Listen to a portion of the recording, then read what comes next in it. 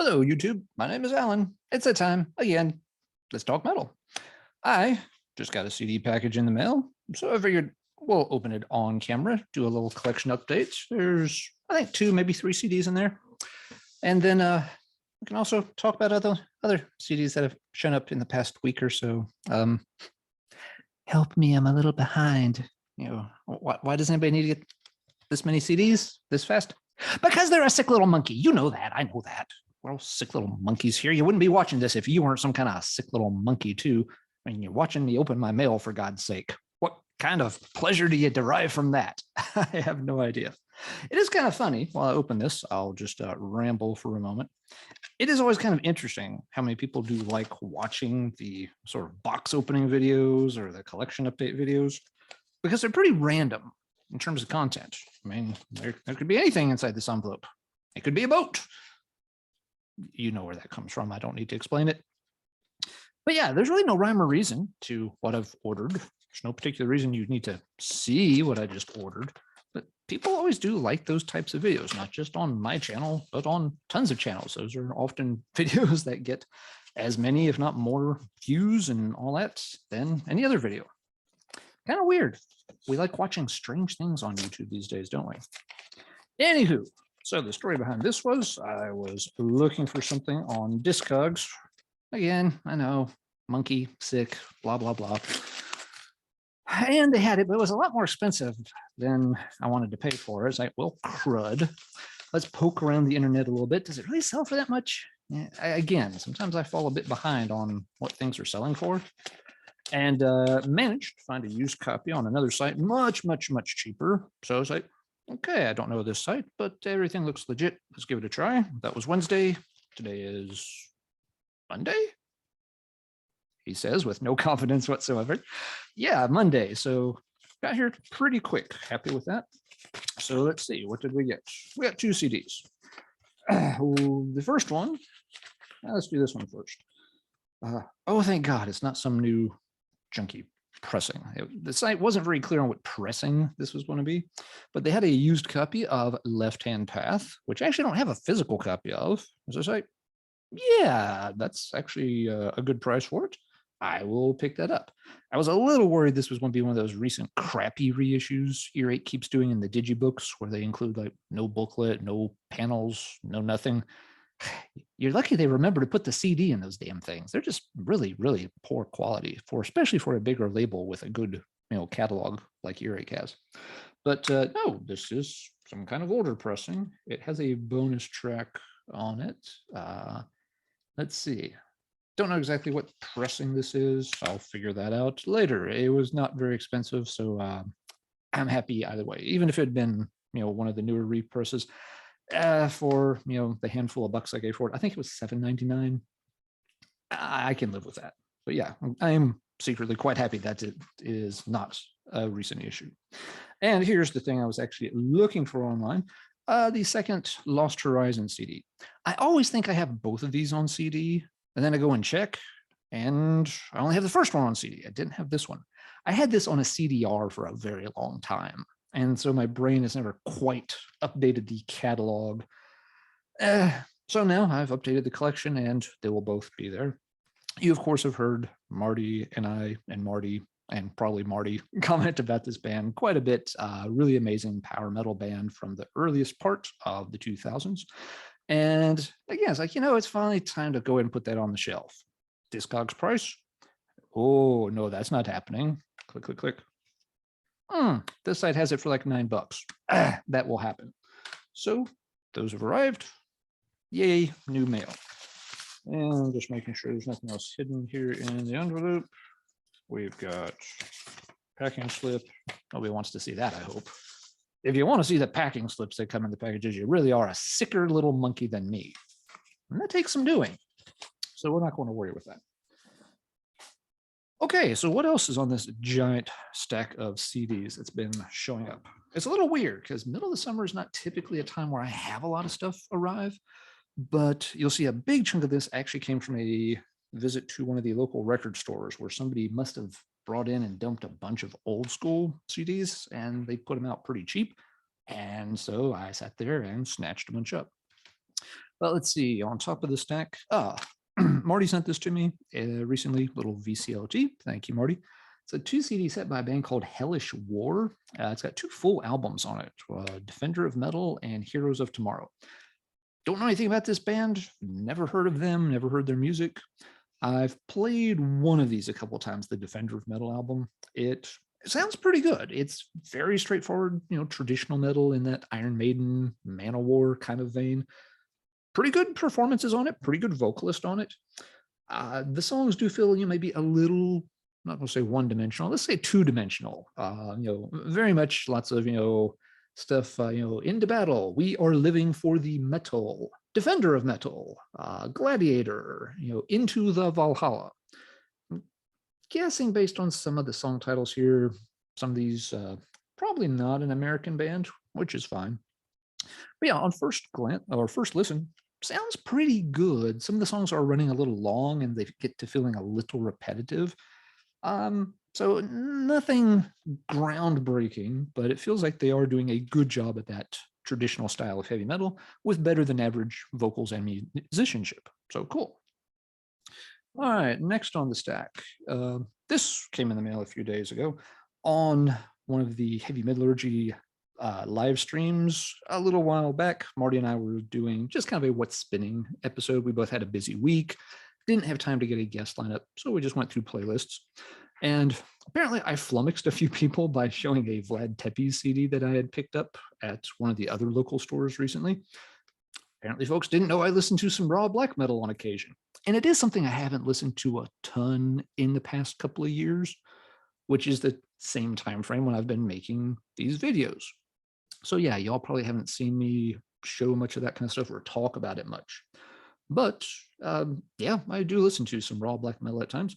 And I like the Vlad Tepes enough that I followed up by tracking down a copy of this online. This is the split between Vlad Tepes and Belkatre, I think is how I was told to pronounce the other band's name. It's the split they did, which I think was one of the few legit releases during the LLN period. But this one is called March to the Black Holocaust on Drakkar. This one isn't that hard to find on Discogs, but there aren't a lot of folks in the US selling it. And again, international shipping these days is a real pain. It just runs a lot of things out of a reasonable price range. But someone in the US did have a copy. It wasn't that bad. It's like, yeah, I will pick that up. Thank you very much. Haven't played it yet. We'll see how it goes. Another one that came in the mail randomly. I picked up this, Seventh Angels, Lament for the Weary. For folks who don't know, this is a sort of doomy Christian heavy metal band. I always kind of loved this album cover. Thought it was just gorgeous artwork, loved the background and everything on it.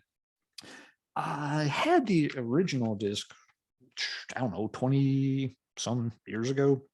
I played it some. It was an okay album, but it didn't really, it wasn't one I, really fell in love with. Yeah, eventually somebody else wanted it, so I traded it to them. But I always kind of missed it. It was one of those, it was kind of right on the borderline of being goodness. Like maybe I didn't give it enough spins. Maybe I should give it some more tries. I don't know. And it has been recently reissued. So somebody had the reissue on Discogs, was a decent price. I was like, okay, sure. Send me a Seventh Angel, please. So this is another one that I had got rid of, kind of regretted, and have now had to replace. So I've made a couple of videos along those lines lately and people have enjoyed those. So you can add this one to that stack. I haven't replayed it yet. If you haven't noticed, I'm a little behind on my listening. So we'll see if Seventh Angel sticks a little better this time, or if it becomes another one that is just like, well, maybe I didn't need that again after all. Wasn't too expensive for the reissue though. All right. I think this one came in the same package with the Seventh Angel. This was a pretty good one. I'd been keeping an eye out for this for a while, just hadn't found a copy at a decent price that I felt was a legit original copy, but this one was. And to be clear, no, this came in a separate copy. This did not come with Seventh Angel. This came from someone who, again, it was kind of clear they were cleaning out their CD collection. So they had some good stuff and priced quite reasonably. So Ulysses Siren. So this is the one, and I always forget the title, Above the Ashes. So this has the 2 demos on it. You've probably heard and seen Marty talk about this quite a bit. Really good thrash metal band from back in the day, just never caught a break. So this collects their stuff. It's been out of print for a long time, so it's kind of a pain to find. And it's one that tends to get put on Amazon and other sites a lot of times as, special order from Russia. And we all know what that means. That means it's, a cheap CDR bootleg that's being pressed to order. This does appear, though, to be the original. So happy to pick that up. Something have had on my Discogs, want list, wish list, search list, whatever they call it on Discogs. I've had on there for a couple of years. And when the real copies show up, they've been expensive. The bootlegs, I'm not interested in paying anything for that. One reason this person's stuff was priced a little more affordable, may not be able to see it, but all of the CDs were out of their jewel case, and the tray card, the back covers, had all been folded once right down the middle. Very much the kind of thing somebody would do if they were having to pack and move their collection. They were trying to reduce weight, save a lot of storage space. You get rid of the jewel cases, you just kind of compress everything flat. But the tray card, because it has the tabs on the sides, they stick out a little bit. So if you really want one nice, neat, flat stack of everything, then yeah, you got to fold the back card once. So you may be able to see that, yeah, there is a crease right down the center. It's, damage, but it's pretty minor in my opinion. They were very clear in the description too, that this was going to be the way it arrived. So I thought about it as just like, yeah, that is not something that's going to bother me at all. And they had the price set accordingly. They weren't trying to sell it as like, near mint full price. Like, hey, there's no jewel case. This thing is folded. So here it is at a cheaper price. Sold. Glad to get that one. I wasn't the only thing I bought from that seller. I also bought a copy of Riot's Fire Down Under. It's one of the only Riot albums I didn't have a hard copy of. Another one I had back in the day. Another one I'm reacquiring. Talked about this one with Marty on one of our recent Quick Blast Tuesdays. It had just shown up that day, so I kind of grabbed it and talked about it. Been playing it a lot this week since that Quick Blast. And I mentioned on the Quick Blast, this is an album that's always been kind of dominated by the 3 big quote unquote hit singles. These were not FM radio hits, but there are 3 songs on here that are just immortal in Riot's catalog: Swords and Tequila, Fire Down Under, and Outlaw. And those 3 songs overshadow the rest of the album a lot. And so my take on this album has often been that it's got those 3 great songs on it, yeah, but the rest of the album, is kind of more of a mixed bag. Well, what I've done this week is I've played this several times, but I very intentionally skipped those 3 big songs because I wanted to focus more on the rest of the album and get a better impression of those songs. What I found is that some of them, are a lot better than I've given them credit for. Alter the King is one a lot of folks quote as a favorite, and I've warmed up to it a lot now. It's got, a really good sort of, driving rhythm to it. Nice classical intro. Run for Your Life is also a very good, speedy one towards the end of the album. There are still some I'm not that nuts about. I don't like the flashbacks instrumental at the end of the album. That really feels kind of like a waste of space. I'm still not very big on Don't Bring Me Down or Feel the Same. But even some of the kind of in-between tracks, they're still very solid. The album's got a great sound to it. So yeah, that one's climbed up, a notch or 2 here in the past week. And that's a strategy I've used sometimes, and I need to use it some more. When I get these albums and I latch onto a handful of songs, playing the album without including that handful of songs gives you a chance to better digest some of the other stuff.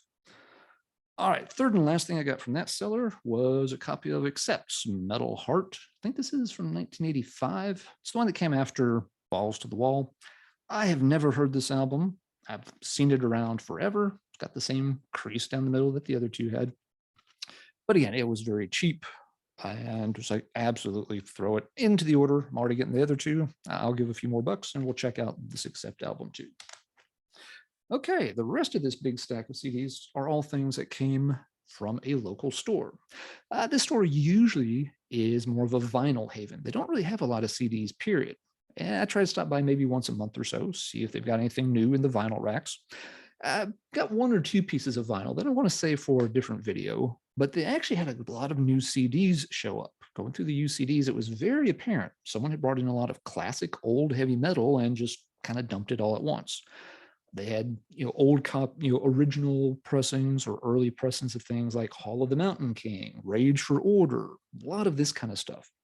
Now, those two, of course, already had, but there were a lot of things. It's just like, well, I don't have that on CD, and they're pretty cheap, so I'll pick those up. Oops, hold on, buddy. Right in the middle of a video. I'll come talk to you in just a few minutes, okay? All right, little boy just got back from doing something fun. He's all excited to tell me about it, so I'll run through this stack pretty quick.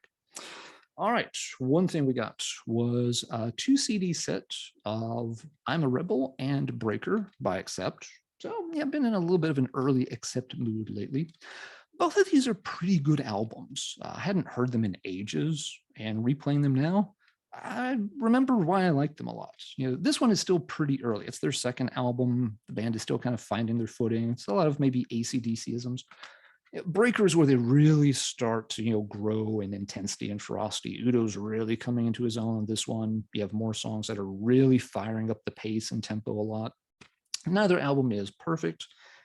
Both of these still have the bassist singing on some of the slower ballady tracks. But yeah, good stuff. Probably talk more about Accept sometime in the near future. Picked up the Testaments, The Ritual. This is one I haven't owned in ages. Whenever asked about Testament, I tend to react to this one as like, it was kind of a boring album. I liked Electric Eye. Not Electric Eye. Electric Crown. That was the one they had a video for leading up to the album's release in the spring of '92. I bought it almost as soon as it came out, as soon as I could get to a city that had a record store. But this one, yeah, it always felt kind of long. The songs felt a little bit dull, not aggressive enough. I've played it a couple of times, and yeah, I still kind of get that vibe. More of the songs have stuck with me over the years than I would have guessed. So hearing No More Lies, and Let Go of My Mind, The Ritual, As the Seasons Gray, so those songs came back to me in a snap. But I still don't think it's Testament's strongest outing whatsoever. Next on the stack, they had Metal Church's The Dark, which I had on a vinyl long ago, got rid of. Now I've bought it again. Such is the cycle of life, apparently. Great album, some really killer tracks on here. Haven't played this copy again yet, but this is another one I probably need to play where I skip a few songs because I get so hung up on things like Ton of Bricks and Start the Fire that some of the other tracks kind of go right past me. So I'll probably be playing this one without the big hits that I love on it. They had Caius and The Circus Leaves Town. I think I've heard this once upon a time. I'm honestly not sure. The two albums that come before this, Blues for the Red Sun and the Caius, aka Welcome to Sky Valley albums, love those two a lot. And so I've always been curious, as like, I should check that one out too. It doesn't have the best reputation. I've read reviews and stuff on it, and most folks seem to think it's a pretty big step down from what they did on those previous albums. So I don't know. We'll see. For $6, yes, we add it to the stack. Let's see. A couple of folks have told me I should check out this band, and for $6, I'll check them out. High on Fire. I always saw albums by this band in CD stores. I just never really got around to checking them out. This one is called Blessed Black Wings. I think they're supposed to be sort of a stoner doomy-ish thing. I don't really know. Never checked them out. I'll get around to it whenever I get to this point in the stack. Next up, this was a weird one. They had a promo copy of Hellstar's The King of Hell. Marty and I and Kellen, let's see, and Rick, and I think Jim. I think all 5 of us did a book club video not too long ago on a different Hellstar album, their Vampiro one, and we all reacted to it really good. So I was like, yeah, I should check out some more of Hellstar's recent material. And lo and behold, here's one. This is a couple albums before Vampiro. So absolutely, $6, add it to the stack. I will give it a chance. All right, getting into the bottom of the stack. Now here, we got into some weird stuff because I accidentally kind of strayed over into the punk, grunge, alternative CD section, but actually found some stuff that I didn't mind picking up. Some of these are things I've had on digital format for a long time. But again, for $5-6, I don't mind picking them up on a hard copy. They had Kate Bush, Hounds of Love. I haven't played this in ages, but obviously, gorgeous voice, a couple of really cool songs on here. Just the opening track alone, Running Up That Hill, is worth the price of entry on this one. So yeah, don't mind picking that up on a hard copy. First Ellie Guns album. Always liked this one quite a bit among the sort of LA glam sleaze stuff. I do have this on vinyl, and I didn't get rid of it like some other things. But yeah, I don't mind paying a few bucks. This was actually sealed and looked like an original seal. So yeah, this came out in '88. So it's now 34 years later. And this little copy finally found a home and got opened up and played. It's not going to be to everybody's liking, but I always thought it was one of the better of the sort of Sunset Strip type things. Okay, this next one, you can yell at me a little bit. Don't worry, I've already yelled at myself. They had a witchcraft album called Black Metal. I'd heard a couple of things about witchcraft. The Alchemist made some waves when it came out. I think I bought the one after that, Legend, when it was released. And they were okay. They were going for that sort of 70s, a little bit stoner, a little bit doom, but still very, very 70s sounding. Everybody, the band included, apparently always kept saying, like, oh, it's a lot like 70s Pentagram. I've never really gotten that vibe. And I've listened to a lot of 70s Pentagram material. I could see where they'd be in the same zip code as 70s Pentagram, but does this sound anything at all really like Living in a Ram's Head or any of those demos or rehearsals they've done? I've got a whole rack back there of just 70s Pentagram material, and I never quite heard where it was that similar. There's some influence, sure, but I would never have called it like a wannabe 70s Pentagram band. Anyway, Alchemist, Legend, those were okay albums. I haven't played them in probably a decade, but saw this again. It was very cheap. It's like, okay, sure. I haven't heard that one. We'll check out and see what the band's been up to. Now, it was called Black Metal.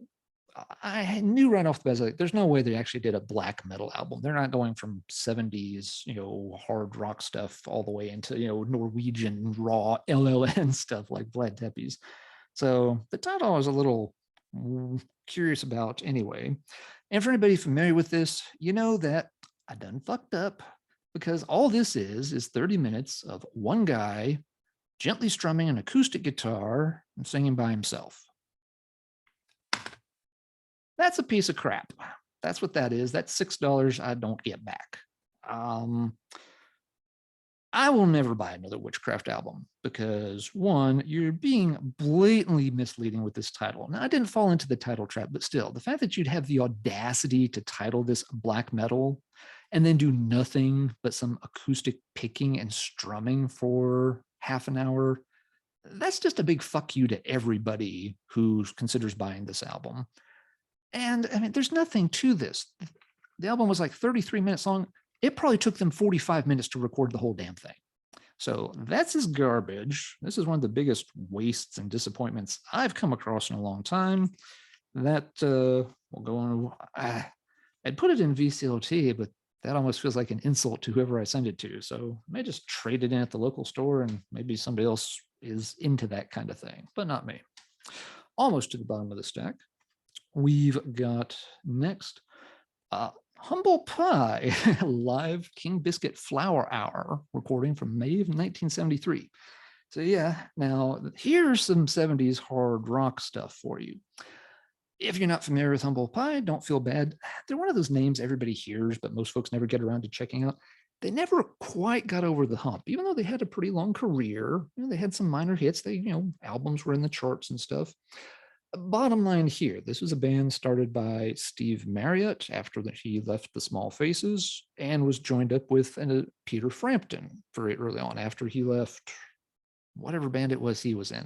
The Herd, I think it was called. And so the first few albums featured Marriott and Frampton. Frampton left after a few albums. They recruited a new guitarist, and everybody kind of still did pretty well for themselves. Humble Pie, a lot of their music, and I'm not very familiar with them, but from what I have heard, a lot of their stuff tends to be very bluesy, and not just like hard rock bluesy, not just like Led Zeppelin bluesy. We're talking like leaning towards Southern gospel bluesy. So really bluesy.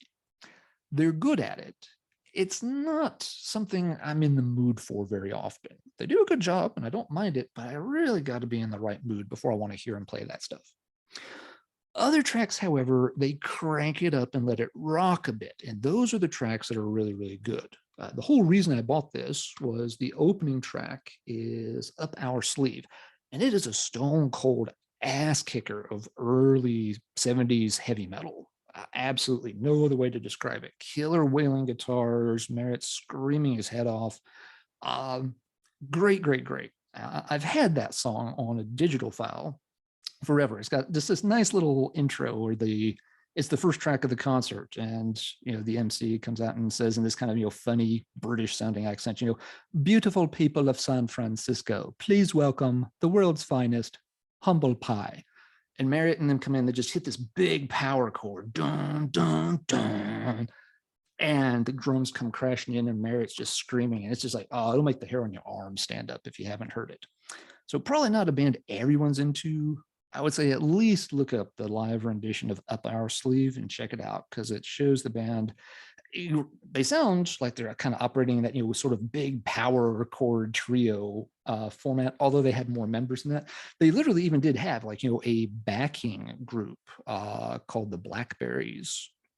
And I don't remember the individual names, but they were there to add, specifically, backing vocals that would make it sound more soulful when they get into those, again, kind of that Southern bluesy vibe that they developed over time. So it was cool to find this, because I always loved that Up Our Sleeve, but I never had the full album that it came from. And as just a random note for those into the King Biscuit stuff, this was apparently the 5th ever show recorded and broadcast for the King Biscuit Flower Hour. If you're not familiar with King Biscuit, they did tons of live recordings and would broadcast them once a week on FM radio all over the country back in the day. It was a huge thing during its time. Yeah, as a kid going to record shows with my dad, I would see King Biscuit Flower Hour bootleg recordings of those shows all over the place. They were always really popular. All right, let's wrap this up with one last one. Picked up an album by The Church. This is from '94, and it's called Sometime Anytime. If you're not familiar with The Church, this is not heavy metal at all. It's just a really good rock band. I don't know if you'd call it like post-rock maybe.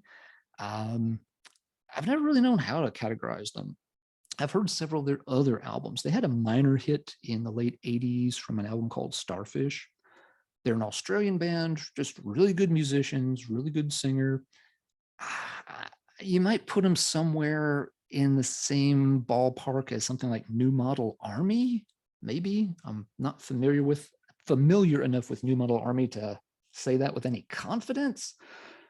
But that same ilk of bands that maybe have a little bit of sort of from the post-punk years, although The Church was more, I think, more like mid 80s, late 80s, but they kept recording well into the 90s. They may still be going for all I know. I've had several of their albums. I like them. I still have one or two on CD. I've got most of their stuff on digital format. I'd never seen this one, so I was like, wow, I haven't listened to anything by The Church in ages. They're a cool band. That's $5. Add it to the stack, and when I'm in the mood, I will check it out. And there's a good chance I'm going to like it, because they always had really good musicianship and put together good songs. All right, that is going to do it. So let's talk metal in the comments down below. What have you picked up lately? How far behind are you on your listening? That's going to take me a little while to catch up on. So I guess the upside is there's no reason for me to go shopping on Discogs again anytime soon. Can save money for at least 5 or 6 days. Now that's to actually take me a while to work through. But let me know in the comments down below. What have you been picking up? And do you sometimes get buried by these piles of albums that take you a while to chew through as well? Until next time, everybody, take care. As always, keep banging your head.